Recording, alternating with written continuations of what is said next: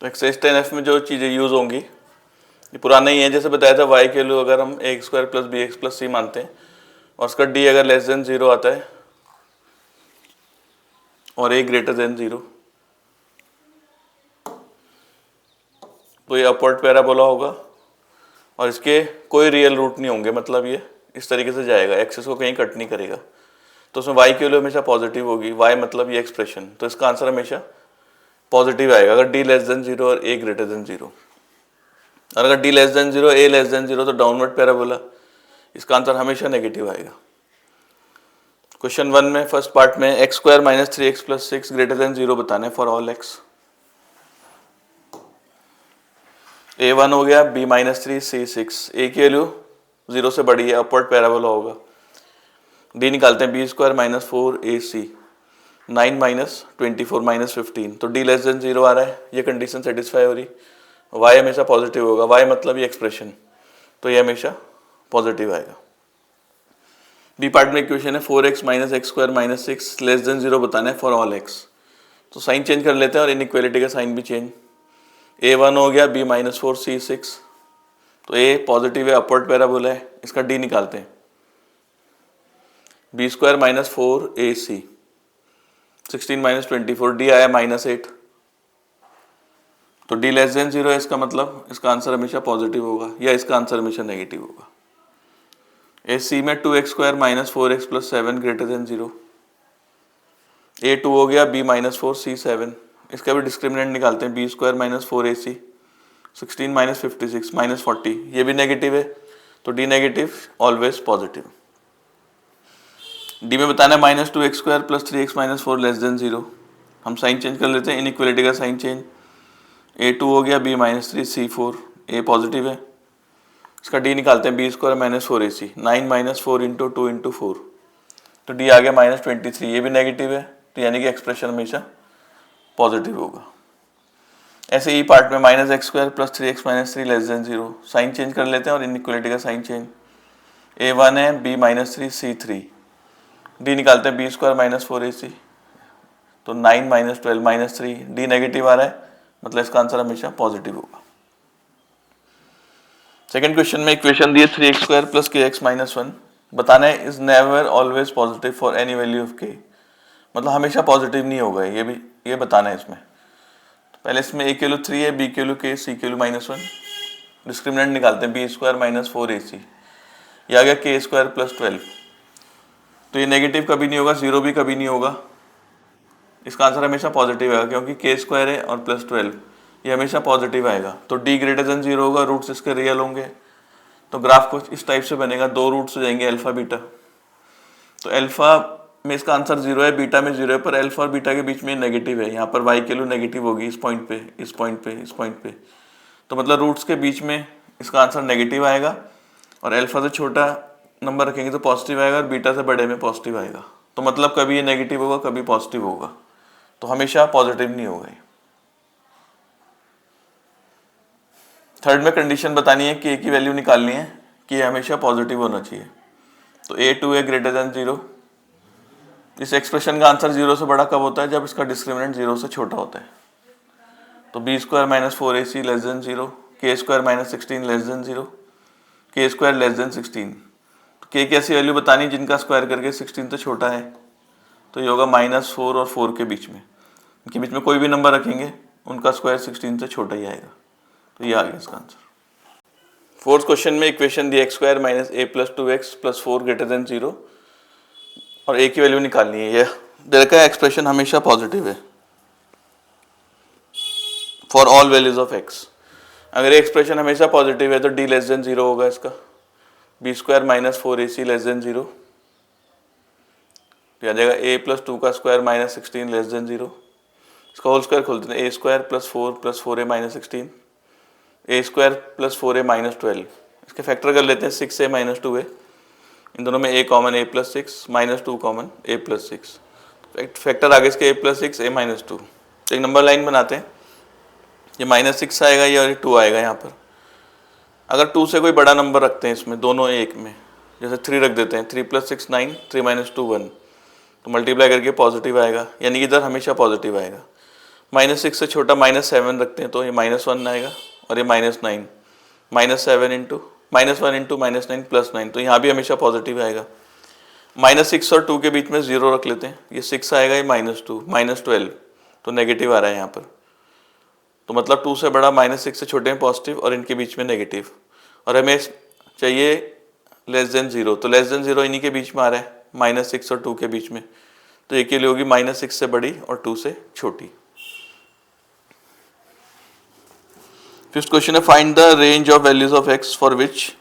इसमें x की value की रेंज निकालनी है और ये एक्सप्रेशन दे रखा है नेगेटिव।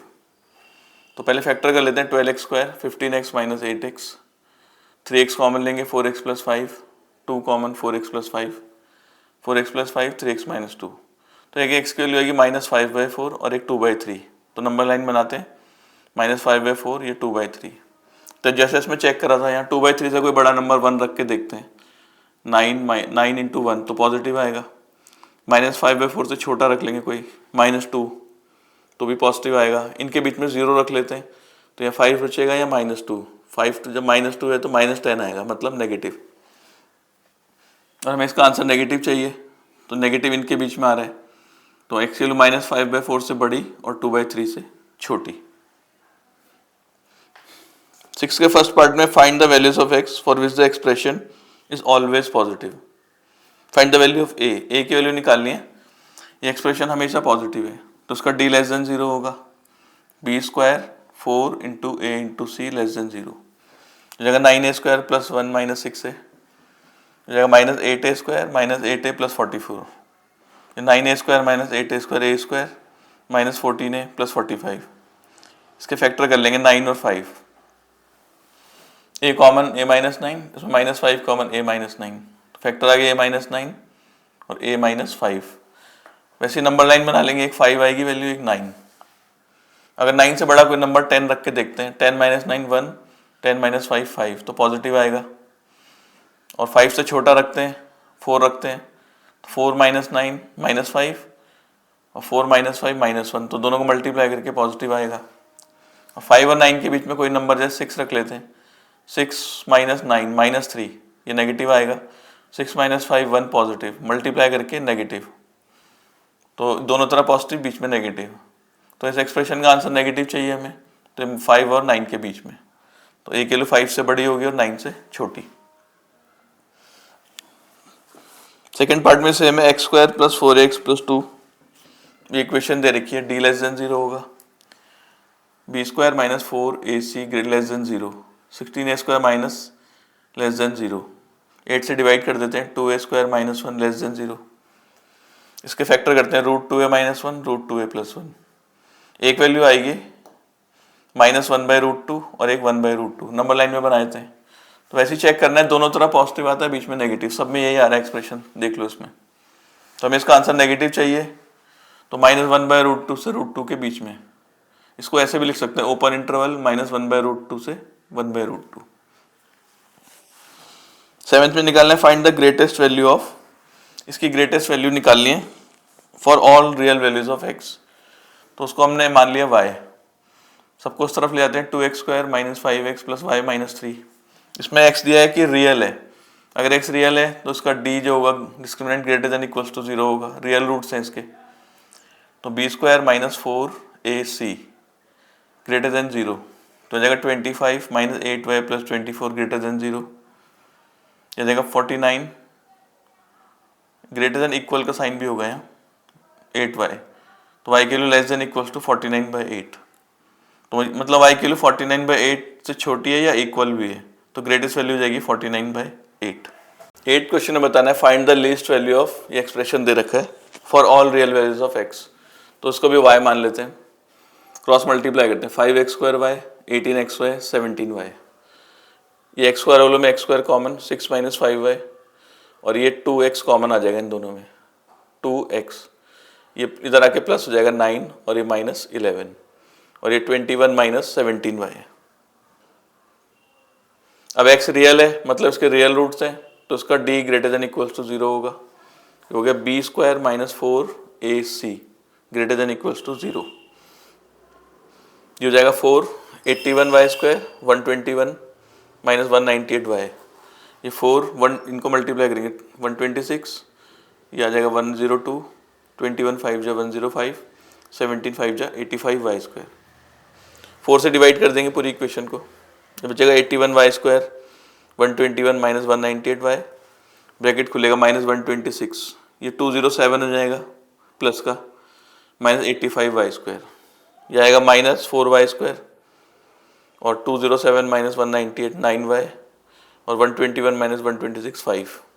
इसको माइनस से मल्टीप्लाई करके इनइक्वालिटी का साइन बदल देते हैं, फैक्टर करते हैं 5y 4y,